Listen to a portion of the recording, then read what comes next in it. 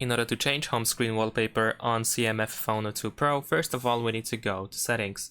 Over here in the settings we wanted to go to customization, and finally over here we have home screen, and we can choose one of these wallpapers that we have already listed over here. So we can immediately just tap on any of them, let's say this one, and then we can press this check over here in the top right corner. You can also disable the wallpaper to not be applied on the lock screen if you only want to change for the home screen.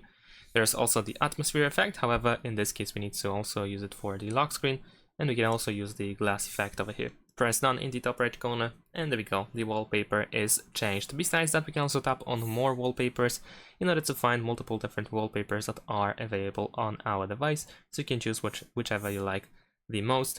And there is also Wallpaper Studio that allows you to generate a wallpaper with the AI. You can also go to My Photos in order to choose a photo from the gallery. Thanks for watching, leave a like and subscribe to my channel, and see you in my next videos. Bye!